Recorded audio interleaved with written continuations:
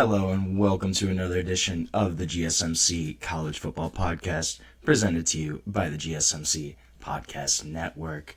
Today is Wednesday, April 23rd, Draft Eve, big day for football in general. Obviously, college guys going to the next level tomorrow. This is going to be a draft-heavy show. We're going to talk a little bit about the top 5 running back prospects in this year's draft. Also going to discuss picks 6 through 10. Going to do a little mini mock draft. We did 1 through 5 yesterday. I'm going to do my picks for 6 through 10. We're also going to talk a little bit about the portal, do some winners and losers there in this spring window, programs, teams that I think either did really well or maybe not so much. Also going to discuss just some draft rumors, things going on the mill right now. This is obviously right up to the final hour. Draft days tomorrow. There's going to be a lot of misdirection right now. So, going to talk about some of the rumors. And then we're going to end off by kind of revisiting last year's 2024 top 10 recruits, see where they are now, and kind of see what they're going to do this upcoming season. But first, before I get into any of all that, I just want to remind everyone that this show is all about you. We love hearing your comments, your insights, your questions. We want to make this show as interactive, as exciting as it can be. One way to do that is to use the Super Chat feature. Just click the $ at the bottom of the chat box to send in your comment or question there. This ensures that your comment gets on the air, gets read. It's also just a great way to support our channel. We can't do what we do here at GSMC without your ongoing support. We're so grateful to have you here as a part of our community at GSMC. So, I want to talk a little bit about running backs today. Running back has kind of been an interesting position in the NFL the past 5-10 years. Obviously, we've seen the league go to a more passing-based just league overall. But last year, past couple years, with the year that Saquon Barkley had, guys like Derrick Henry, we've kind of seen almost of a renaissance at that running back position. I think this is a really, really strong running back class. I'm excited about a lot of these guys. I think there's probably 10 starting level running backs in this year's draft class. But I just want to talk about some of them. Obviously, the main guy, the number 1 running back, Ashton Jeanty. A lot has been said about him, but I just want to go over again. Just the numbers, the sheer numbers of Ashton Jeanty, unbelievable. Last season, 2,600 rushing yards. 2,600. That's more than guys pass in a season. Jackson Arnold had 1,400 passing yards last year. Ashton Jeanty had 2,600 rushing yards. Unbelievable. Almost beat Barry Sanders' record, which has been standing for like 40 years. Just a crazy season. 7 yards per carry. Still had 29 touchdowns. 29 rushing touchdowns. That's unbelievable. I mean, dude, it's crazy numbers. It's just unbelievable. 23 catches still. So not only was he running the ball, still catching the ball out of the backfield. And then 2023 too, had 1,500 rushing yards. Had even better of a season out of the backfield that year. 43 catches, almost 600 receiving yards. This guy is the total package. I think he's pretty similar to an Alvin Kamara type running back. Can do everything out of the backfield. Super explosive. Has great balance. His vision is unbelievable. This is a kid that's a once in and every 5-10 years type of running back. I think he can change a franchise. Just the type of player he is, that caliber. Obviously, Ashton Jeanty, number 1 running back in this class. That's not a question to me. Next guy, though, I think Omarion Hampton really isn't that far behind him. I don't know if he's a franchise-altering player, but I think this is a guy that can be a bell cow and can be a really effective running back at the next level. 3,100 rushing yards over the past 2 seasons. Also caught 57 passes during that time span. So, still has a little bit of versatility coming out of the backfield. This is a bigger, physically gifted back, though. 6 foot, 220, really bruising frame. A guy that's going to wear you down, just with this combo of size, his lower body strength, he's going to keep those legs driving. He's probably going to be a guy that's a little more productive in a zone-based blocking scheme, just kind of because those zone blocking schemes really highlight, accentuate his strengths, what Hampton brings to the table. I think one thing here is going to be his vision. That's kind of going to be key for his development. Can he improve his vision? Can he improve which holes, which running lanes he's choosing to go through? But I think once he does that, this is a guy that's a true three down back. There's a couple teams I'm looking at here. I don't know if Dallas would do this, but I could see Dallas taking a running back at 12. Jerry Jones kind of beats to his own drum. It makes sense. They need a lead back. I don't know if they take Hampton that high, though. I really am looking at the Broncos at number 20 as a strong landing spot for Omarion Hampton. Sean Payton wants to have a more strong runner in that system. Had Javonte Williams last year. Guys kind of had a committee by backfield. Wasn't as effective as he thinks it could have been. Sean Payton historically relies on that running game. Uses kind of a bigger back. Mark Ingram is one that comes to mind. But Omarion Hampton can kind of fill that role. I think he is, though, a three-down back and a guy that can stay on the field for the entirety of an offensive series. I think Denver makes a lot of sense there for Omarion Hampton. The number 3 running back, I think, is TreVeyon Henderson. And TreVeyon Henderson, I watched live his freshman season at Ohio State. And watching him live that year, I thought this kid was going to be a top 10 pick, guaranteed. That was his best season, actually, just statistically. He had 1,250 rushing yards. He broke Maurice Claret's freshman rushing record at Ohio State. 15 touchdowns that season as a freshman. Kind of struggled with injuries in 22, 23. Had a little bit more of a backfield share during that time at Ohio State. And then he bounced back last season. Had Quinshon Judkins in that backfield with him. Was kind of able to maintain his body, stay fresh, and had 1,000 yards, had 10 touchdowns, had 27 catches. Trey Henderson, I think he's much more of a home run hitter. This is a guy that's going to beat you with his explosiveness, ability to get outside. He's got home run speed. This is a kid that's a home run hitter. I think he's just really explosive, able to burst out quickly. He can turn a 5-yard play into 25 really easily. I think his potential in the NFL is probably higher than people think. This is a really talented running back. TreVeyon Henderson, he was also the number 1 running back in his class just coming out of high school. So a guy that's always been really highly regarded. I think he'll probably be a good speed, third down kind of back. Maybe working his way more up into more carries. I think he eventually can take over as a primary ball carrier. I don't know if that happens this year, but definitely a guy that at least right out of the bat is going to be in a rotation for sure as that kind of speed, third down, receiving back threat. I think if he's fully healthy, that's the one thing with Trey Henderson is just his health. Can he stay healthy the entire time, the entire season, and just the physicality of the NFL? Will his body be able to handle it? I think it will, especially if he comes in and has a timeshare at first, can kind of get acclimated, get his body adjusted, and I think he can have a really strong NFL career. And then the other, I think Quinshon Judkins is the number 4 running back. These guys are 2 of the top running backs in this class.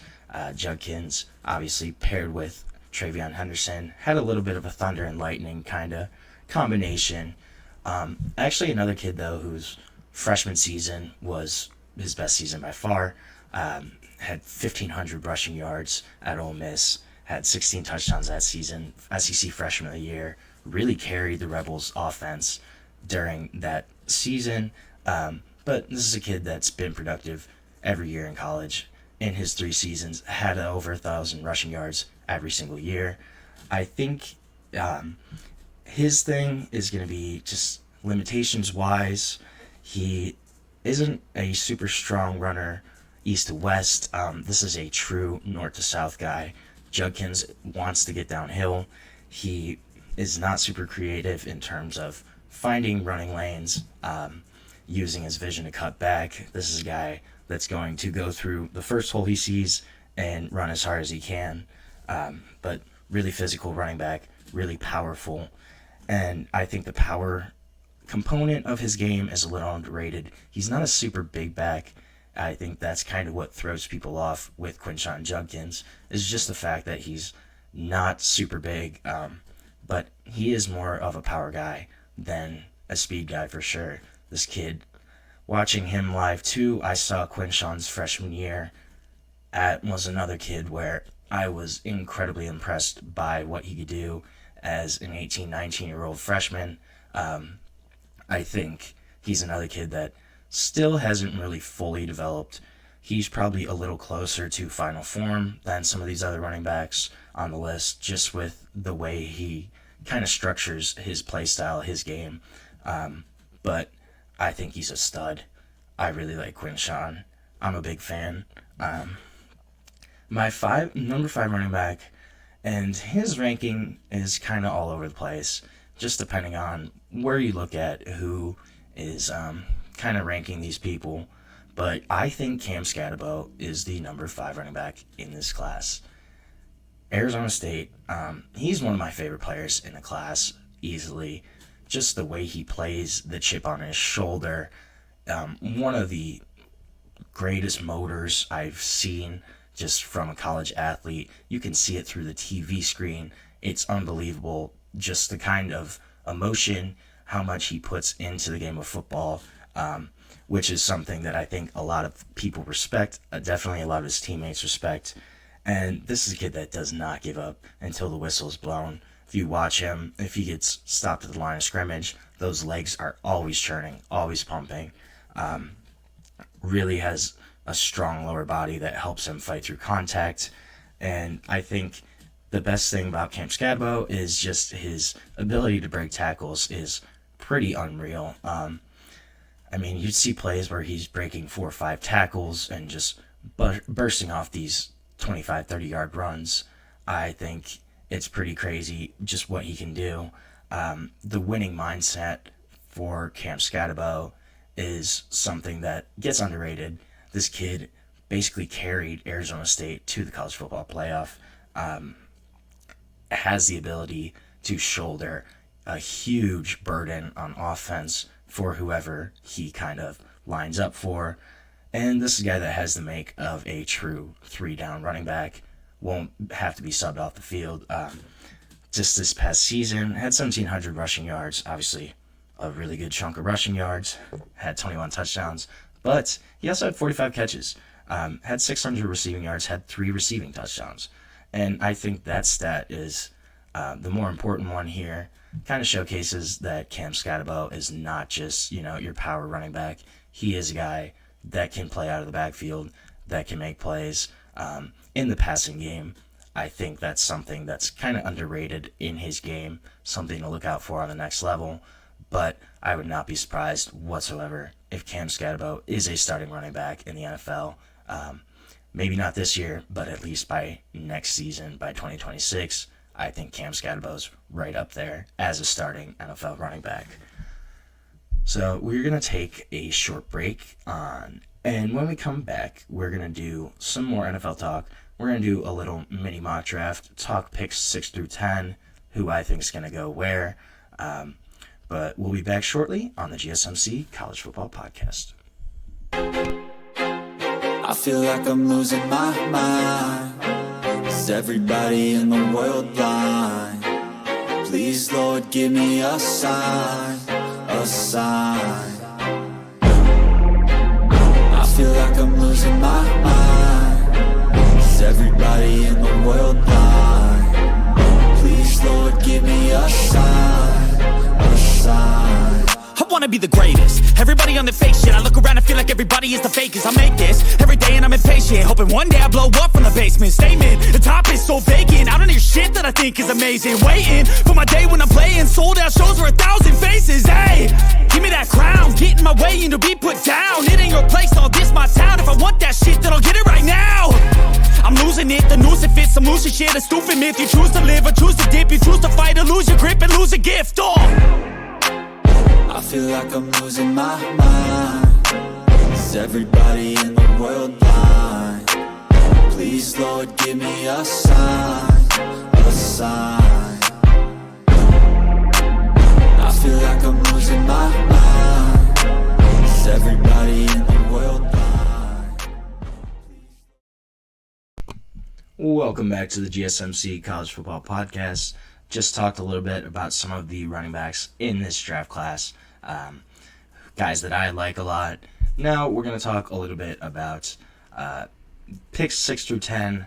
I did a mock yesterday of 1 through 5, and we're going to start off with the Raiders with that number 6 overall pick. So already off the board, I had Cam Ward 1, Travis Hunter 2, Abdul Carter 3, Will Campbell 4, and Mason Graham 5 to the Jaguars. That's who I had already off the board.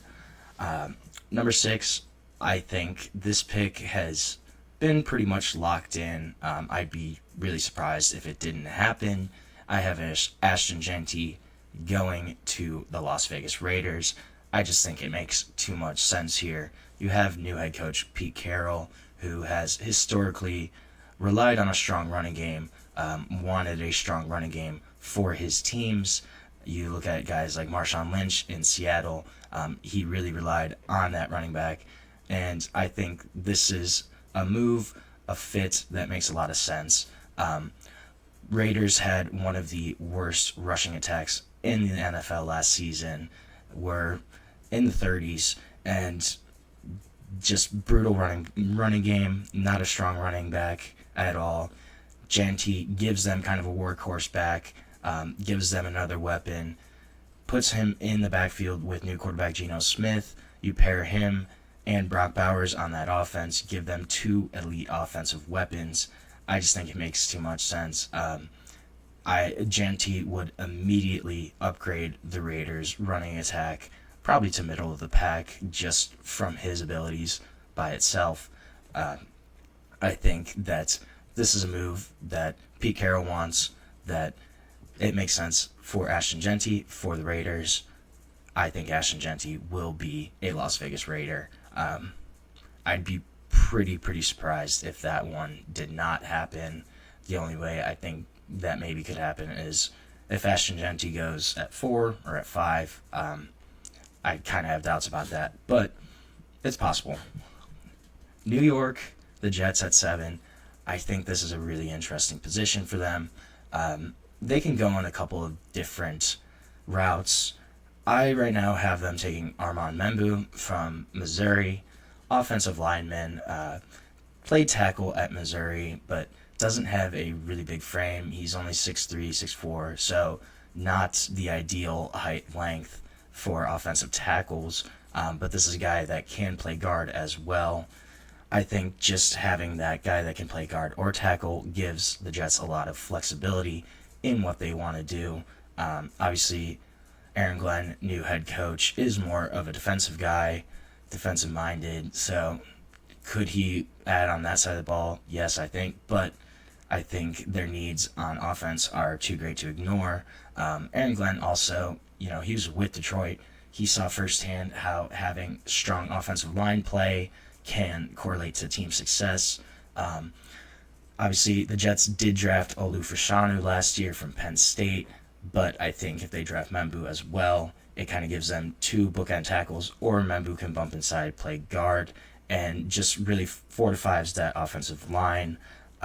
He's pretty mature as a prospect already. He's got really good hands, has elite body control for the position, especially not being ideal size, ideal weight. He's really good at using his hands. He's really quick, much more of a speed kind of guy on that side of the ball. But I think this is a chess piece that can move around on that offensive line when guys are hurt, whenever they need at a position. This is a guy that's probably going to play on the right side of the ball, right guard or right tackle. But I think it's a fit and a player that makes a lot of sense for the New York Jets. So I have Armand Membou going to the Jets at 7, Carolina at 8. Carolina's in a tough spot, I think. They kind of got needs across the board, but they really, really need edge help desperately. Jadeveon Clowney right now is their number one pass rusher. He's got to be, 33, something like that. Maybe not that old. 32, somewhere around there. But still not the strongest number one pass rusher in the league, that's for sure.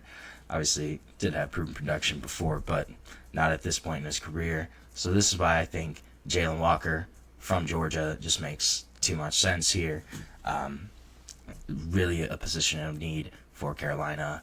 They did not have much success rushing the passer last season or the past few years, especially after trading Brian Burns to the Giants. Walker's a bit of a tweener. It's only 6'1", 240, but he's going to be a good fit for, I think, Elijah Avero's 3-4 scheme in Carolina. He's a really strong fit at that outside linebacker position, which is also kind of why I think they may target him, just because his body type, his style of play is more conducive to a 3-4 system, for sure. Speed, quickness, that's really Walker's calling card off of the edge. He had 6.5 sacks, 11 tackles for loss last season, so did have some production rushing the passer, but this is a guy that he can be moved around in a lot of different packages, really versatile. Wasn't a full-time defensive end kind of in high school or really at Georgia, transitioned more so last season at Georgia, but this is a guy that's got a lot of growth potential, still had some solid production, but I think a guy that can grow into that edge role, especially if he adds to his frame a little bit, adds 15, 20 pounds, a little more power. It's a move that I think could be a really good fit for Carolina. A guy that I think just makes sense for them overall. Now, 9 is really interesting. I honestly struggle with what the Saints are going to do because I have no clue. The Saints are a team that historically they don't want to tear down. They're not really a rebuild type of team. They're more of a retool type of team. You know, they've been in cap space hell for like 20 years, basically. Well, maybe not that long, but at least 5 to 10 every year. They kick their cap space, their dead cap, down the line, extend it for a couple more years, trying to get under the cap limit, and they kind of are all over the board in terms of what they can do, what needs they have. I had a different pick for them that a lot of people haven't been saying. I really think Shemar Stewart from Texas A&M could be a pick for the Saints. Now, they do need edge help. Cam Jordan at the end of his career, pretty much. Not a lot of other guys out there. But this is a kid that's ultimate boomer bust prospect. The number that's crazy to me is he only had 4.5 sacks in college. Throughout his college career. Not in one season. Not just in 2024. In 3 years at Texas A&M, Shemar Stewart only had 4.5 sacks. I'm not super huge on him as a prospect. I just think this is a move that the Saints would do. It has a rare blend of traits, explosiveness. He looks like he's carved from granite, just long, sudden off the line. But he hasn't really learned how to utilize his hands at the point of attack. Not a strong finisher. He can be really disruptive at times, but just doesn't really finish plays consistently. And this is a guy that can be moved around in sub-packages as an inside rusher, work against guards. But the reason I think that the Saints could pick him here is because GM Mickey Loomis kind of has a history of taking a chance on some of these more toolsy type traits, edge rushers. You look at guys like Peyton Turner, they drafted a few years ago from Houston, kind of similar, where more so traits, D-end, not a lot of proven production. Marcus Davenport, they also took previously in the first round in the past 4 or 5 years.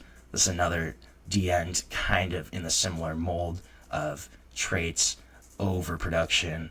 I think that's a thing that Mickey Loomis kind of looks for, and I think it's a move that New Orleans could do.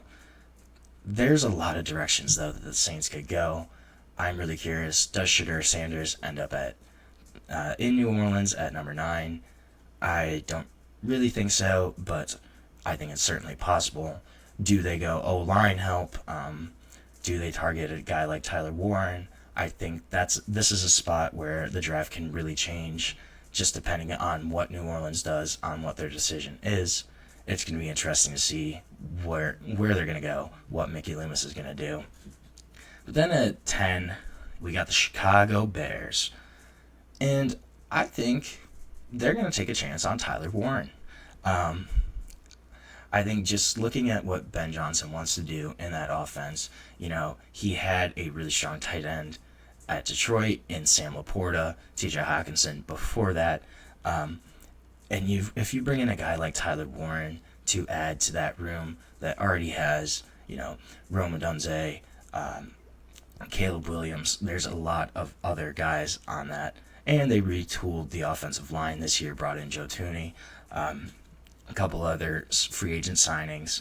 But I think if you add Tyler Warren in this offense, Ben Johnson will love having this guy on his team. 6'6", but just a rare blend of size, speed, athleticism at that tight end position. Lined up all across the formation for Penn State this past year. Lined up at wideout, lined up at tight end, lined up at running back, lined up at quarterback. This is a guy that can play everywhere, and I think Ben Johnson would really love to have him and just be able to move him where he wants him in that offensive formation. Just his frame allows him to box out defenders, and then his big calling card is after the catch. This guy is elite after the catch, puts up a ton of yards after reception, really strong ball carrier when he's got it in open space. I think this could be a lot of fun if the Bears add Tyler Warren to this offense and then maybe get a running back in day 2. I think it's an offense that suddenly looks a lot scarier, a lot more formidable in that NFC North for the Bears. So right now we are going to take our second break of the show. When we come back, we're going to talk a little bit about the spring portal, some winners, some losers, and just what kind of is shaking out there. So we'll be back shortly on the GSMC College Football Podcast. Looking for your daily fix of sports talk without having to pay for it? GSMC Sports Network is available on YouTube. Just search GSMC Sports Network. Get your fix of daily sports talk shows on YouTube, absolutely free.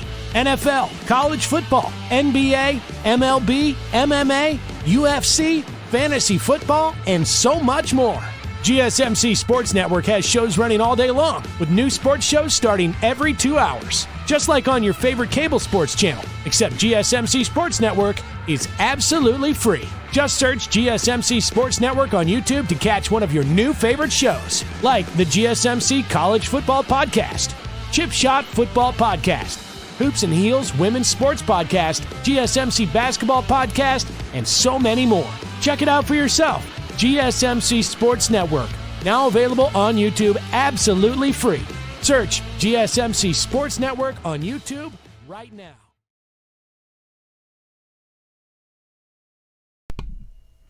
Welcome back to the GSMC College Football Podcast on this Wednesday, April 23rd. Happy Draft Eve. Just talked a little bit about the draft. We're going to talk a little bit about the portal right now. Some winners, some losers, I think, from this spring portal window. One big winner, for sure, is going to be the Oklahoma Sooners. Brought in all-pack running back Caden Ott. Should immediately kind of step in, be that number 1 running back at Oklahoma. They didn't have a ton in that room right now, so they bring in a guy, proven transfer, had a ton of production at Cal. Definitely was Cal's best player in the past few years, but going to be a big upgrade at running back for Oklahoma. I think that was a really big win for them. They also got big news. They brought in Stanford center, Jake Mikula. He should help kind of stabilize that position.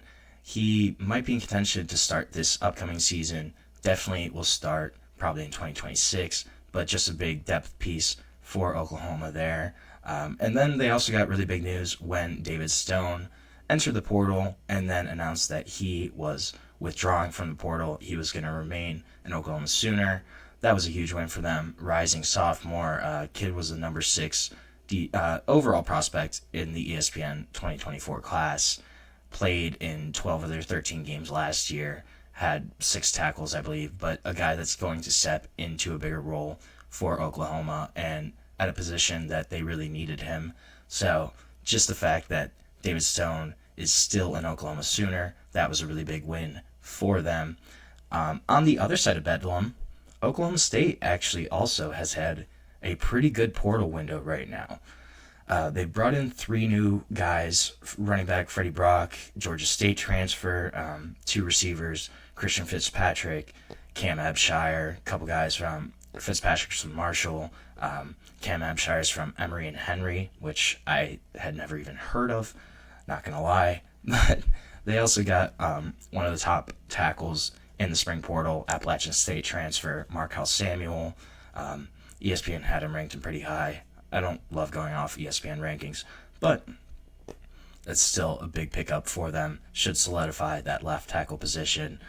Defensive-wise, they also brought in Demarion Thomas from Vanderbilt. I talked about him a little yesterday. D-tackle is a guy that will definitely rotate in on that defensive front for them. They also brought in Taj McCoy.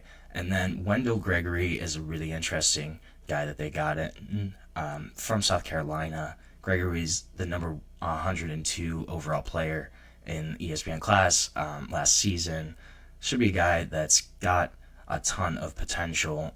Younger kid, has 3 years of eligibility left. So a guy that could potentially develop into a key contributor for Oklahoma State down the line.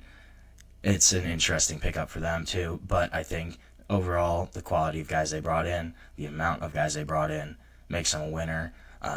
They can't be much more of a loser after last season, after going 3-9. So we'll see how the Pokies are this year, but they had a really strong window in this spring. Another team that I think had another good year, good portal window, Texas. Picked up Jack Endries. I think that's going to be the biggest addition here. Tight end from Cal. Replacing Gunnar Helm. This is going to be a kid that should really pick up the slack there in that tight end room. Didn't have a whole lot. And proven 2-year starter. Going to be a guy that's going to kind of take over. Should be a safety blanket, safe target for Arch Manning in his first year as a starter. Also picked up Stanford transfer Emmett Mosley, the 5th. Freshman wide receiver. Had a really strong freshman year at Stanford this past year, but this is going to be a guy that could potentially see time as the number 3 receiver at Texas. High upside guy, has 3 years of eligibility left. Could be a guy that really grows and develops into one of the main go-to wideouts at Texas. Also brought in a kicker upgrade, Mason Shipley. Their kicker was departing. Also just got a couple more guys on the defensive line. Flipped Levon Johnson. He had originally committed to North Carolina. We're able to flip his commitment in this cycle. And then they're also still in the mix for Syracuse D-tackle Murad Watson, who's pretty coveted right now in the portal. So brought in a good chunk of guys. Texas reloading. Still going to be a CFP contender. Just going to have more guys kind of come in at those positions. Another winner, I think, is Ole Miss. Brought in a new running back, Damian Taylor. He was from Troy, second leading rusher in the Sun Belt last year, had 1,000 rushing yards, 7 touchdowns. And the running back room is wide open at Ole Miss right now. Ulysses Bentley's gone. They really, last year was kind of rough for the running backs in general. They had walk-ons playing for about half the season last year at running back for Ole Miss. So this could be a guy, Damian Taylor, that takes over as that lead running back in Oxford. They also brought in a couple tackle in Terez Davis, developmental guy, just depth piece. But again, you can't have enough depth, especially now in this era, just with the portal. Most of your depth guys are leaving. Realistically, they don't want to sit behind guys for 2 or 3 years.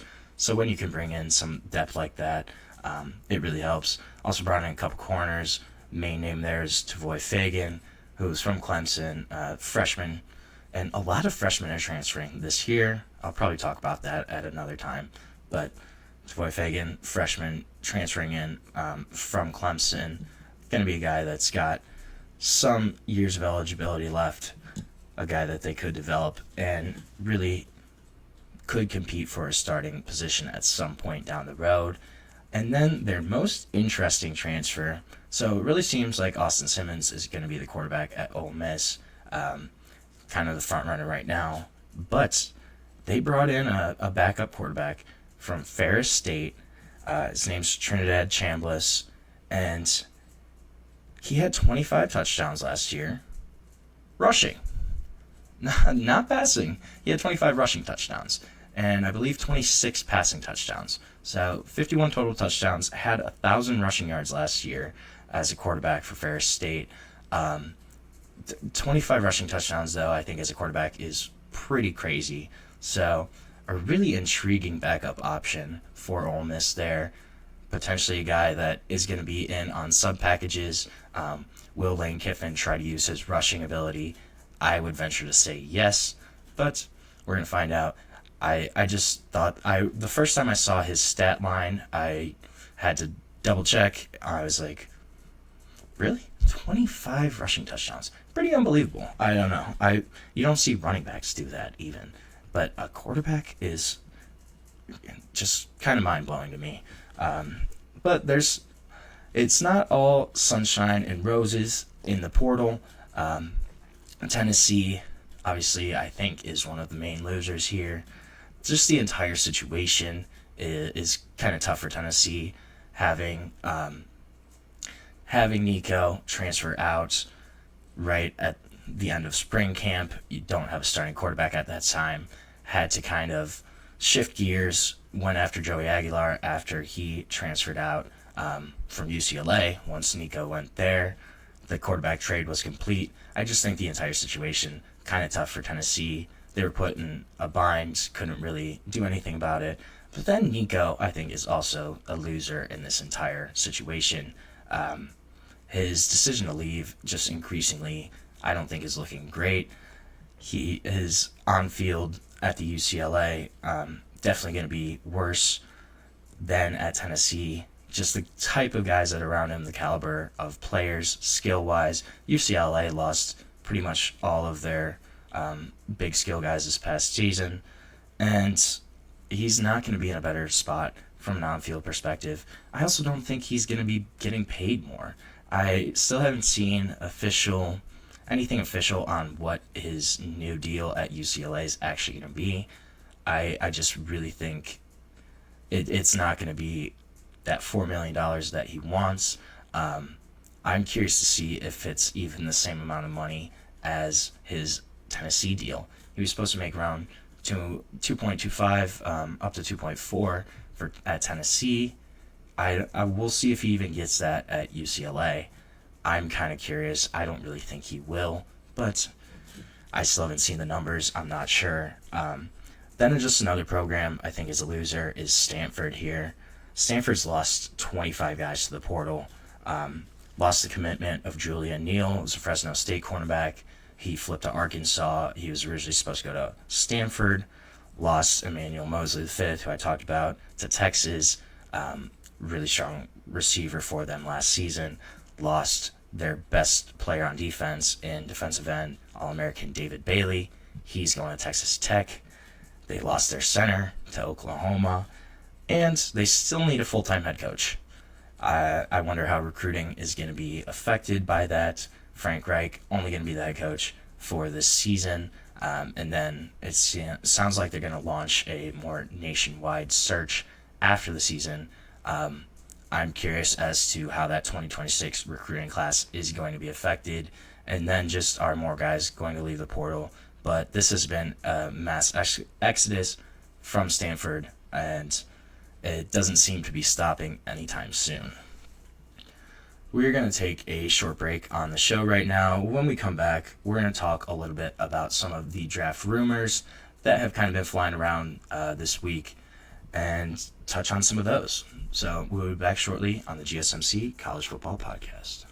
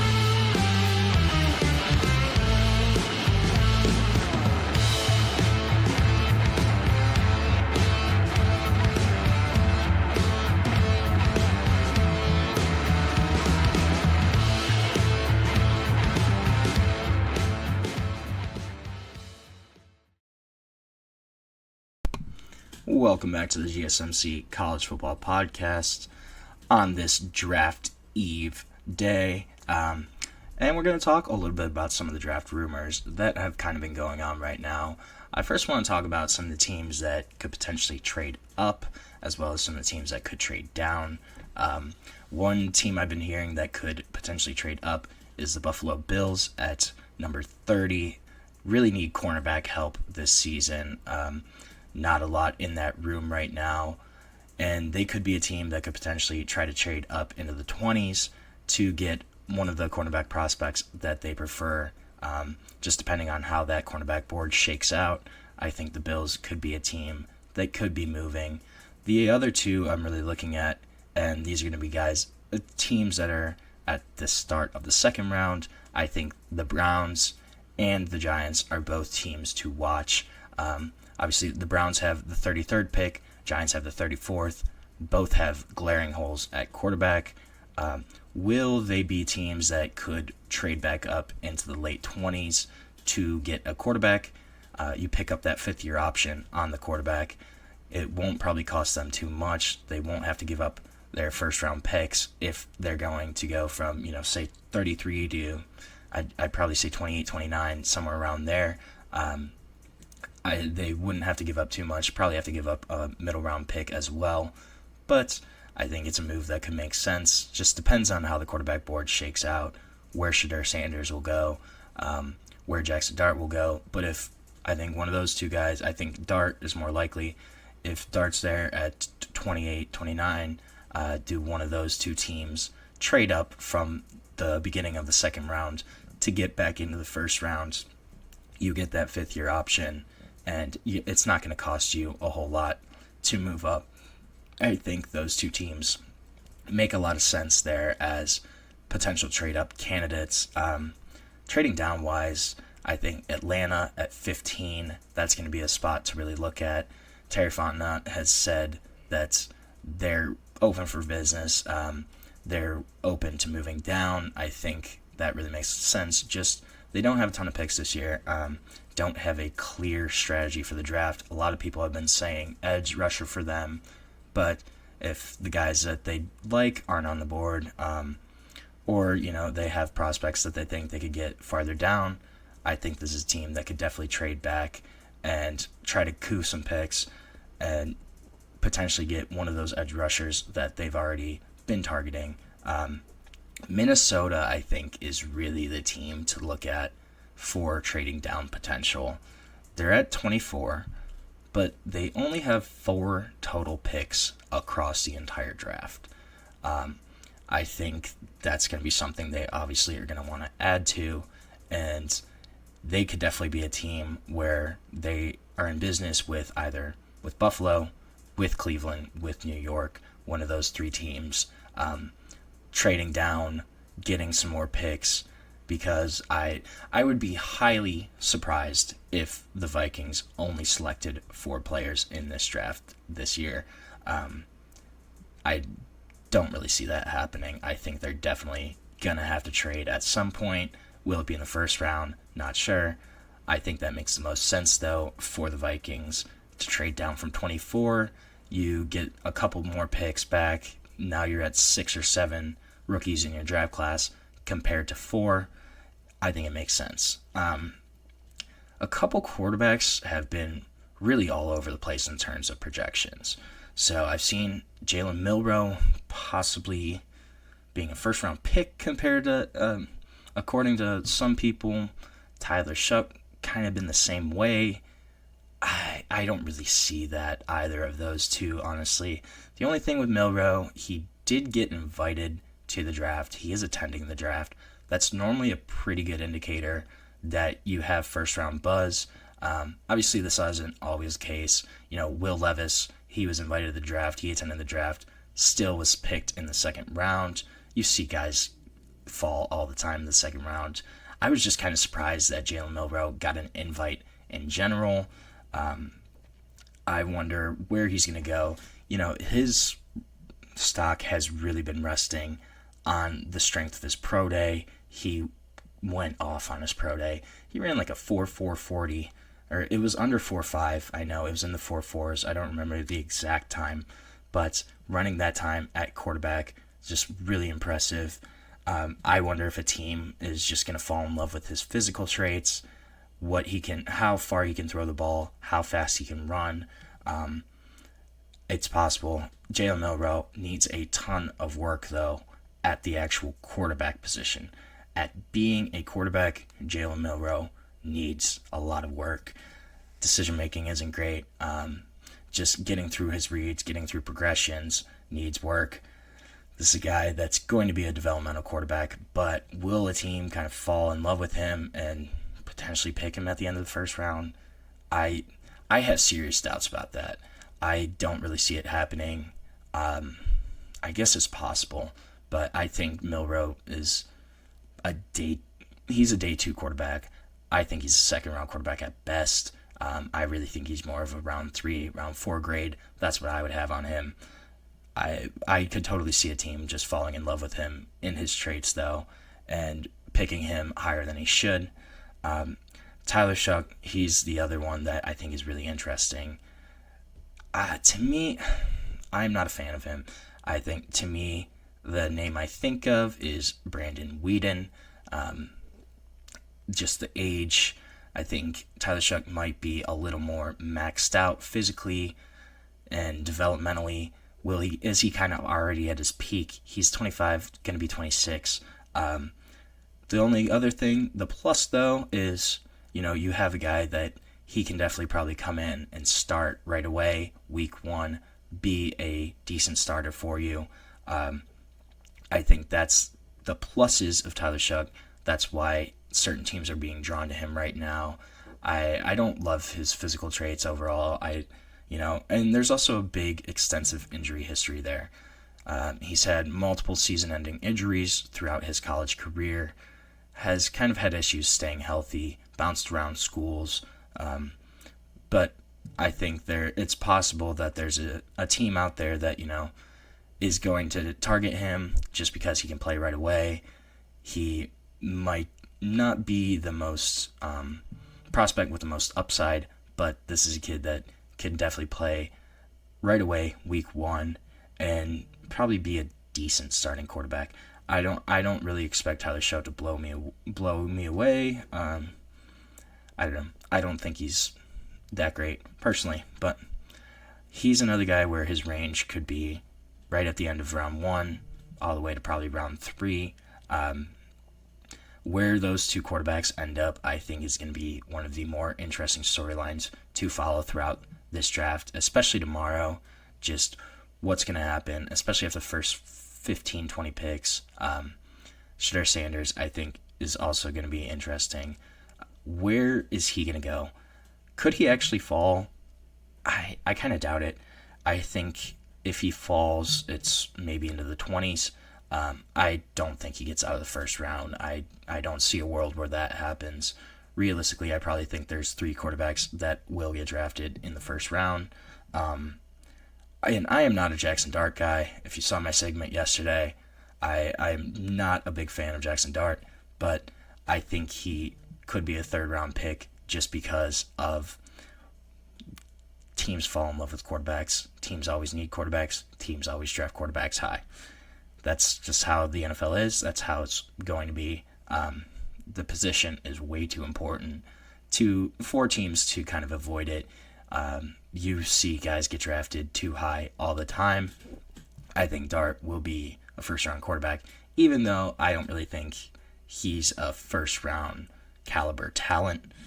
He's still going to be a first-rounder, I think, in my eyes.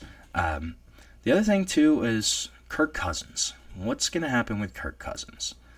Is he going to be traded? I doubt it. I think his contract is too prohibitive for teams to trade for him. They said that the Browns, the Steelers, and the Vikings all reportedly were interested in a trade. I don't think the Vikings bring him back. I think, from everything it sounds like, Kevin McConnell, they're ready to roll with J.J. McCarthy as their starter this upcoming season. He was going to start last year, but they never expected Darnold to kind of do what he did last season. the plan has always been to go JJ, and I think JJ is going to be the guy there. I don't really see Minnesota trying to reunite with Kirk Cousins. The Browns and Steelers make more sense from an on-field perspective. However, especially with Cleveland already has the Deshaun Watson cap hit. They can't afford Kirk Cousins right now, unless there's some crazy kind of maneuvering with the cap right now. But his cap hit is also like $40 million. They just can't afford to have that on top of Deshaun Watson's cap hit and field a competitive team. It's just not likely. It's not possible, really. Pittsburgh, it makes more sense, I think. Pittsburgh's obviously still waiting on Aaron Rodgers. What's going to shake out there? I think Aaron Rodgers is also waiting on Pittsburgh to see if they draft a quarterback, because I don't think Aaron Rodgers wants to sit behind a first-round quarterback or even kind of be the guy to hand over the reins to a rookie quarterback halfway through the year. I don't think Aaron Rodgers is going to want to do that. Aaron Rodgers wants to do what Aaron Rodgers wants to do. That's always how that's going to go. So, I mean, maybe from an on-field perspective, Pittsburgh could make sense. I just don't see a team actually trading for him because of that cap hit right now. It's way too prohibitive, restrictive for teams, and to kind of use their remaining cap space. Now, if Atlanta wants to cut him, I think that's a different story. But it doesn't sound like Atlanta does want to cut him. So we're kind of in no man's land right now on the Kirk Cousins front. So we're going to take our last break of the show right now. When we come back, we're going to revisit the top 10 recruits from last year's class, the 2024 class. Guys that are going to be rising sophomores, preview their seasons for this upcoming year, expectations, kind of what that'll look like. So we'll be back shortly on the GSMC College Football Podcast.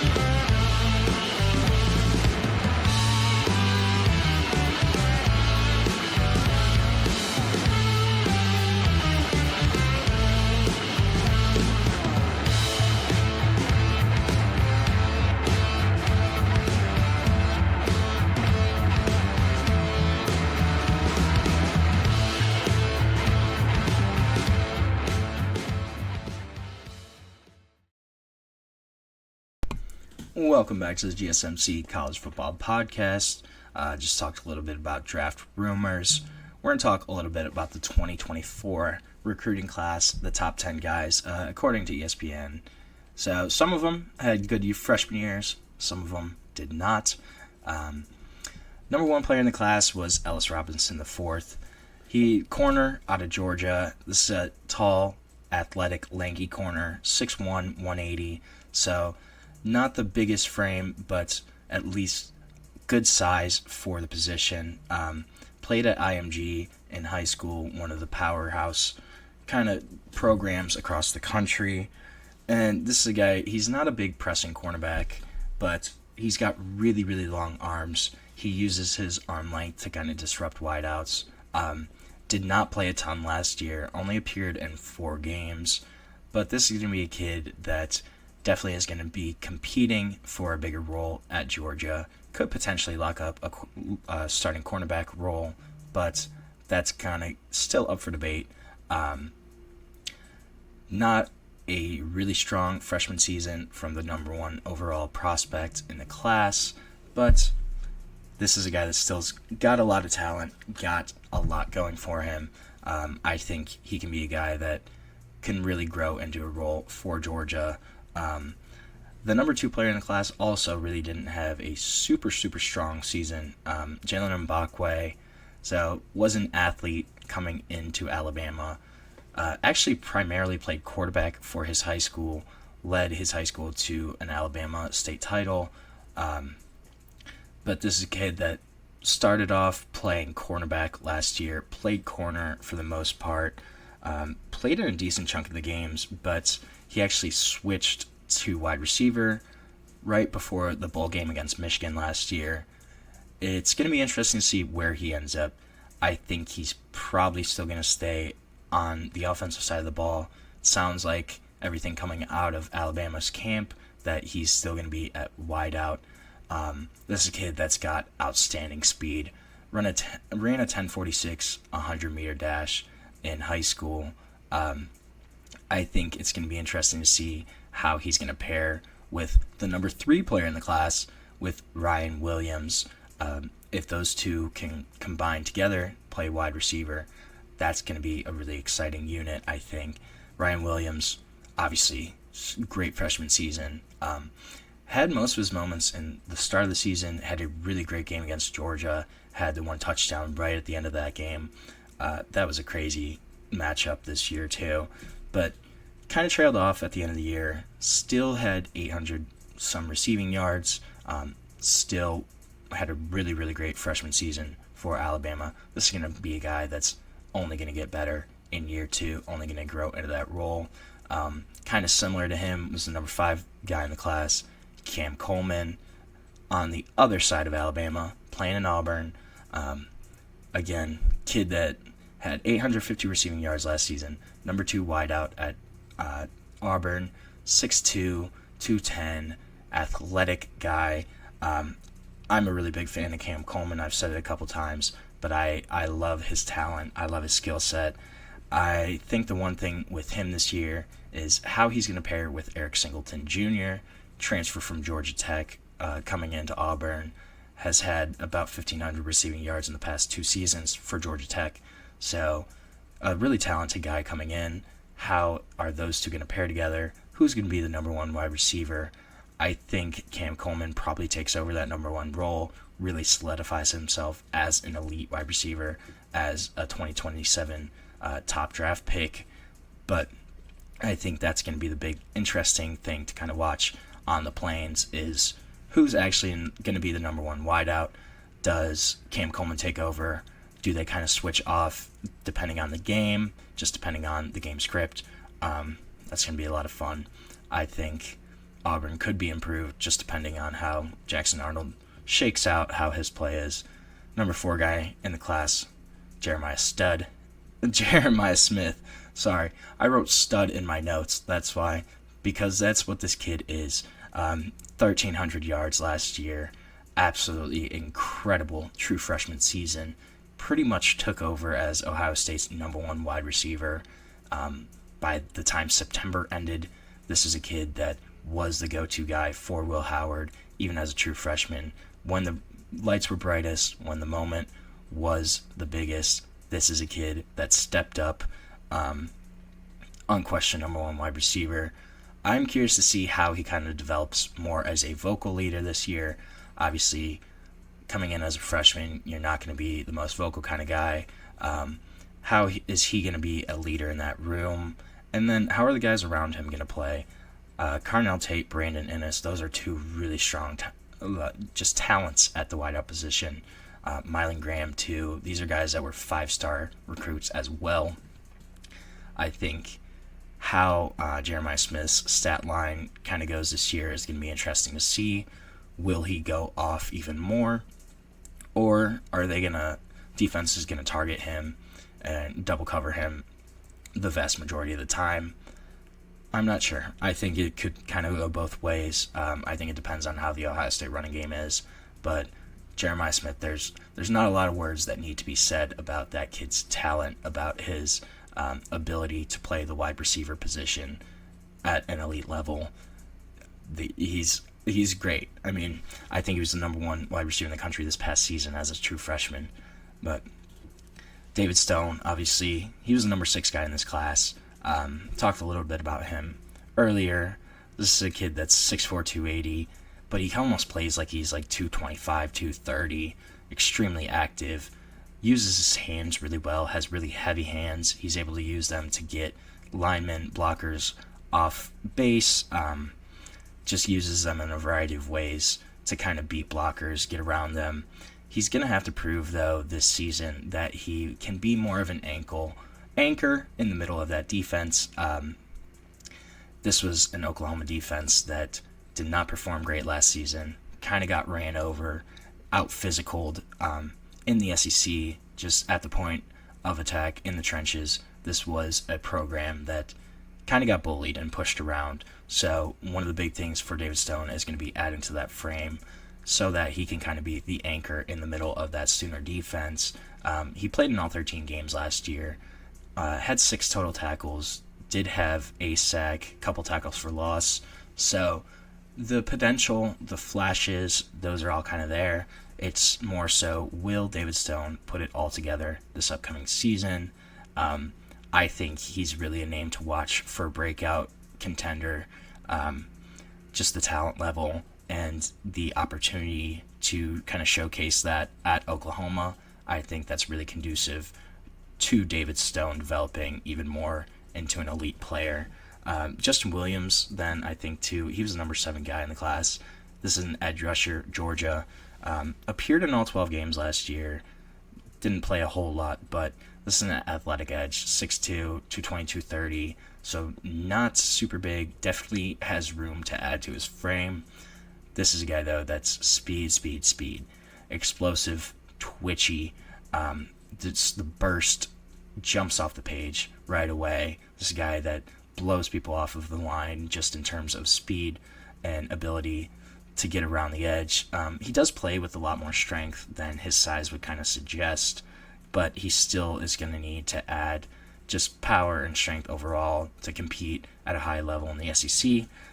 He's rarely out of a play just due to athleticism, recovery speed, but this is going to be a guy that could step into a bigger role for Georgia, pretty similar to Ellis Robinson. Georgia's obviously going to lose Jalon Walker. They're going to lose Michael Williams. Those are going to be edge positions that are going to be wide open. And Justin Williams could be in contention for more playing time this upcoming season. Did not really impress last year, but there's a lot of time still left, and there's definitely opportunities there on that edge for Georgia this upcoming season. DJ Lagway was the number 8 guy. The 2 quarterbacks in the top 10 were 8 and 9. Is DJ Lagway, Julian Sayin. I would say DJ Lagway obviously had a more successful freshman year, played a lot more, started a decent chunk of the games for Florida, and this is a kid that really showcased his potential at times. Struggled just in terms of freshman decision-making, inconsistent play from the Florida offensive line, from Florida skill guys. This is going to be a team where if DJ Lagway plays well, Florida can have a really successful season. The kid has all the physical tools in the world, 6'3", 6'4", 220, crazy arm strength, really fast, just overall great athlete. Just going to need to develop more as a quarterback. Second year should be a little more comfortable. The one thing, though, DJ Lagway has not thrown all spring. I'm still concerned about that. I know Billy Napier kind of said that it's not a big deal, but I mean, anytime your starting quarterback hasn't thrown a single pass during the spring, I think it's a little concerning. Depending on what happens with that, with his shoulder, though, this is a kid that, Heisman dark horse according to some people. I don't know if he'll get there this year. I think maybe after another season, maybe in 2026, that could be something that we could see. But really physical, just has all the tools, has all the intangibles, just will need to develop more in that actual quarterbacking spot. And then Julian Sayin, who was the number 9 guy, Alabama commit, transferred to Ohio State after Saban retired. I'm curious to see what he does this year. It sounds like he'll probably be the starter for Ohio State. Spent last season backing up Will Howard, kind of learning in that room. I'm curious. I think he'll start. it just kind of depends. I think he beats out Lincoln Keenholz at Ohio State. I think he's a starter there this upcoming season. And I'm really curious to see what Julian Sayin can do. Ohio State obviously has a ton of weapons around him, just that wide receiver room. Also Max Clare at tight end from Purdue. Running back's a little question mark, but the weapons overall obviously put Julian Sayin in a much better position than some other quarterbacks. And I really want to see what he can do this upcoming season. I'm excited to kind of see his talents. This is a guy that's a smooth passer, was really highly regarded by Saban's coaching staff and also by the Ohio State coaching staff. And a kid who I think can be a really, really good starting quarterback. I want to see him be the Ohio State quarterback. I think that'd be fun to watch, and I think he'd do well there. But so that's going to be the end of our show for today. Thank you so much for tuning into the GSMC College Football Podcast. Please remember to like, subscribe, follow the show. And if you want, you can also follow us on Facebook, Instagram, Twitter, TikTok for more sports content, more sports updates that you love. Thank you so much, and have a great day.